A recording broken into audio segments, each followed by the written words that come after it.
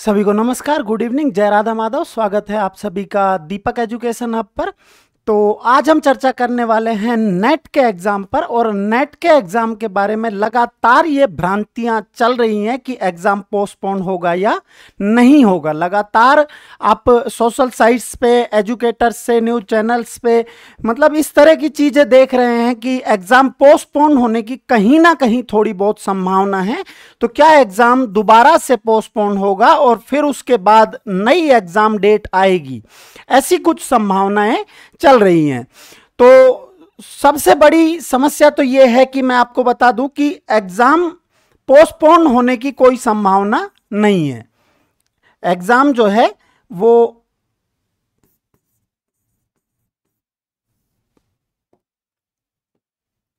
Exam postpone होने की कोई संभावना नहीं है। आप आश्वस्त रहें कि एग्जाम जो है वो फिक्स डेट पर ही होगा।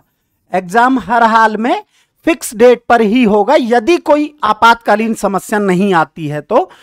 दूसरी चीज कि ये लोग जो एग्जाम ऐसा चाहते हैं या ऐसा सोच रहे हैं कि एग्जाम डेट पोस्टपोन होनी चाहिए, ये केवल वही और वही लोग हैं जिनकी तैयारी अच्छी नहीं है, जिनकी एग्जाम की तैयारी जो है वो अच्छी नहीं है। और वो ये चाहते हैं कि एग्जाम पोस्टपोन हो। बावजूद एग्जाम अगर पोस्टपोन हो भी जाए तब भी ऐसे दृष्टिकोण वाले लोगों की तैयारी अच्छी नहीं हो सकती है। केवल डिफेंस मैकेनिज्म है कि हम ऐसा सोच सकते हैं कि यदि एग्जाम पोस्टपोन हो जाए तो हमारी तैयारी अच्छी हो जाएगी। बाकी ऐसा नहीं होने वाला है। अगर आप अपने दिमाग को ये मैसेज दे रहे हैं कि एग्जाम पोस्टपोन होगा, तो निश्चित रूप से आप ये तय मानिए कि आप अपने माइंड को केवल और केवल नेगेटिव मैसेज दे रहे हैं।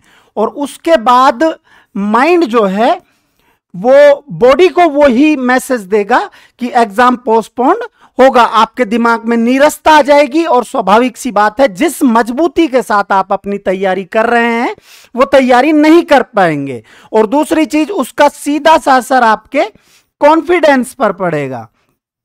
उसका सीधा असर आपके कॉन्फिडेंस पर पड़ेगा और वो कॉन्फिडेंस लगातार कम होता जाएगा, क्योंकि आपका एग्जाम के प्रति जुनून कम होता जाएगा। और जब कॉन्फिडेंस कम होता जाएगा तो स्वाभाविक सी बात है कि आपको ऐसा लगने लग जाएगा कि मुझे तो कुछ भी याद नहीं है या मेरी तैयारी पूरी नहीं है। वैसे ये एक स्वाभाविक समस्या है। जब हम किसी भी एग्जाम की तैयारी करते हैं तो हम भले ही कितने ही मेंटली स्ट्रांग हो, लेकिन नॉर्मल प्रेशर माइंड पर आता है और उसके बाद हर स्टूडेंट को लगता है कि उसकी तैयारी बहुत ज्यादा अच्छी नहीं है, वो लगातार सब कुछ भूलता जा रहा है। अगर आपके दिमाग में ऐसे थॉट्स आ रहे हैं तो आप केवल अकेले ऐसा सोचने वाले नहीं हैं। यह हर स्टूडेंट्स की कॉमन प्रॉब्लम है। जब मैं तैयारी कर रहा था तो मुझे भी ऐसा ही लगता था और जिसने भी तैयारी की है उन सबको ऐसा ही लगता है। दूसरी चीज, अब हम तैयारी जब कर रहे हैं तो अब जितना समय हमारे पास बचा है उसमें हम किस चीज पर फोकस करें। तो देखो, मैं आपको एक चीज बता दूं कि सोशल साइट्स से ज्यादा दूर रहें और जितना ज्यादा फोकस हम PYQ पे हर एंगल बना के, क्वेश्चन बना के और हर एंगल से सॉल्यूशन पे कर सकते हैं, ये वो समय है कि हमें उस पे लगातार वर्क करना पड़ेगा। क्योंकि अब दिमाग सीधे और सीधे थ्योरी में नई चीजों को एक्सेप्ट नहीं करेगा। हम बहुत अच्छे से नई चीजें याद नहीं कर पाएंगे। PYQ का आप लगातार टॉपिक वाइज सॉल्यूशन करें और ना केवल एक क्वेश्चन के साथ एक क्वेश्चन को रिवाइज करें।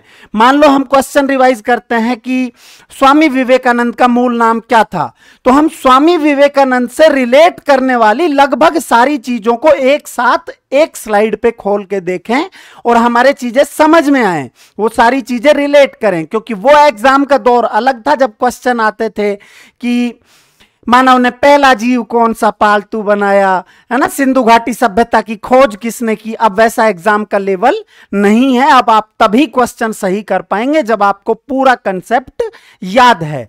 ठीक है। तो अगर आप जो पीवाईक्यू है उनका टॉपिक वाइज सॉल्यूशन देखना चाहते हैं और अगर आप चाहते हैं कि इस आपकी तैयारी में हम आपके सहयोगी रहें, तो दीपक एजुकेशन हब यूट्यूब चैनल पर जो 8 बजे 8 PM पे शाम को 8 बजे पीवाईक्यू क्लास होती है, आप निश्चित रूप से क्लास ज्वाइन करें। आप 10 मिनट क्लास को देखेंगे, आपको स्वाभाविक रूप से लगेगा कि पीवाईक्यू का सॉल्यूशन करने का जो एग्जैक्ट तरीका है वो ये है। अगर हम इस तरह से इस पीवाईक्यू का सॉल्यूशन करते हैं तो हम एक क्वेश्चन के साथ सैकड़ों क्वेश्चन तैयार कर पाते हैं।